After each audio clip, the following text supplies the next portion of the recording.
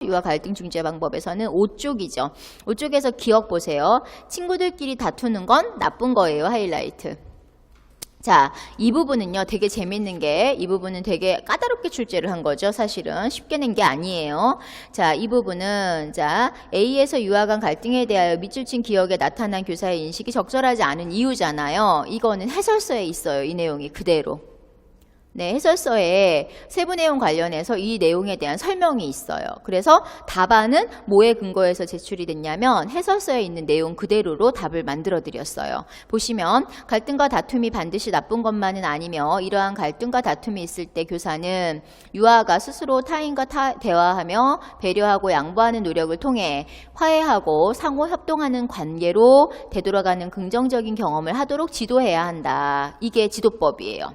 어디에 있는? 해설서에 있는. 네. 그래서 해설서를 이렇게 꼼꼼하게 출제하는 문제가 간혹 한 문제씩 나와요. 근데 올해 같은 경우는 다행히 그런 문제가 안 나올 것 같죠. 네, 없어요. 그런 내용들이. 그래서 이전 문제 형식 중에 이렇게 어려운 까다로운 문제들이 한두 문장씩 있습니다. 자, 그 다음에 다른 문제는 또 하나는 6쪽이에요. 자, 6쪽인데 자, 6쪽에서는 지문에서 두 가지를 분석해야 되는데 먼저 밑에 있는 거 볼게요. 중재과정 시작하기 이거 코스텔틱의 갈등 중재 모델은 가르치는 내용이 아마 없었을 거예요. 그래서 다들 어렵다 했었는데요. 자, 이론에 있는 내용들이죠. 자, A가 뭐예요? A?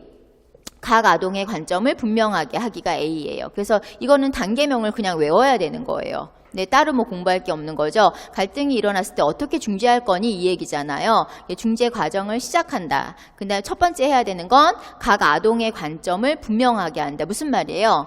각각의 아동들이 갈등을 어떻게 이해하고 있는지를 확인하라는 얘기예요. 자, 두 번째는 요약을 해요. 그래서 우리가 겪는 갈등은 이거구나 라고 요약을 하게 되겠죠.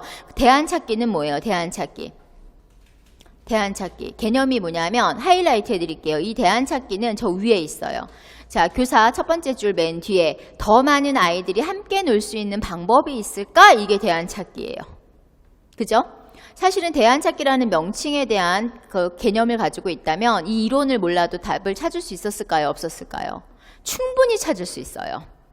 그래서 새로운 안 내던 학원가에 나오지 않는 이론들이 나올 때는 하나는 틀리게 출제를 하고요. 예를 들면 A 같은 건 틀려요. 교재를 안 봤으면. 하나는 맞게 출제를 해요. 하나에 집중을 해야 돼요. 맞는 거에. 근데 둘 다 놓쳐요, 다들. 왜? 처음 봤다고 생소하다고. 근데 이 대안 찾기는 뭐냐면 그 갈등에 대해서요. 아이들에게 어떻게 하면 해결하면 좋을까를 물어보는 거예요. 말 그대로. 따라서 거기에서는 더 많은 아이들이 함께 놀 수 있는 방법이 있을까? 이게 바로 문제가 되는 거예요. 요약은 앞에 있어요. 오늘 쌓기놀이 영역에서 놀고 싶어도 놀지 못하는 친구들이 있었어. 이게 문제란 말이야. 이거 되는 거죠. 그렇죠? 문장 내에서 찾는다면. 네.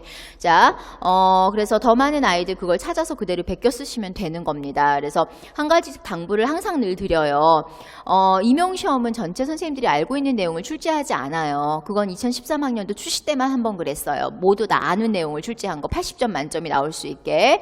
그 이후부터는 최소 5점, 최대 7, 8점을 틀리게 출제를 한다. 그러니까 틀린 문제를 만났을 때 대하는, 그러니까 처음 만나는 문제를 대하는 자세는 뭐예요? 당황하지 말자. 학자 이름에 꽂히지 말자. 문제의 맥락을 읽자. 이거예요. 그래서 A는 놓치더라도 나머지 B에 대한 정답은 놓치지 않을 수 있거든요. 그래서 집중을 할 필요가 있는데 초수생들은 둘 다 날리는 경우들이 있어요. 왜? 상상의 나래를 자꾸 피는데 정답 하나는 반드시 지문과 문제의 정답이 있어요. 반드시. 그러니까 힌트를 준다는 얘기예요. 그걸 좀 잊지 마십시오. 자, 대표적인 문제 중에 하나고요. 자, 그 다음 데이몬은 또 나왔죠.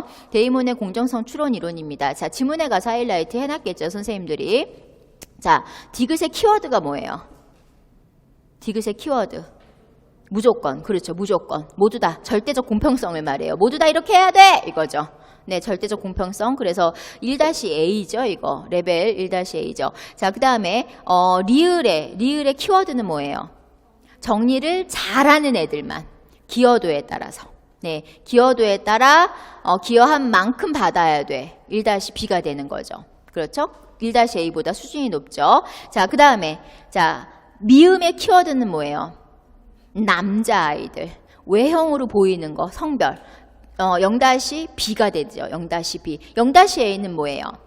나만 많이 가져야 돼. 왜? 내가 원하니까. 이렇게 되는 거죠. 그런데 0-B가 되면 남자, 여자, 외적인 키, 몸무게 이런 것들을 보면서 공평성에 대해서 따지기 시작을 한다. 그래서 맨 높은 수준, 가장 높은 애 수준의 특성이 뭐예요? 거기 뭐라고 돼 있죠? 많이 기여한 사람이 많이 가져야 한다는 행위의 개념이 싹 트는 수준이다. 이렇게 쓰시면 되는 거죠.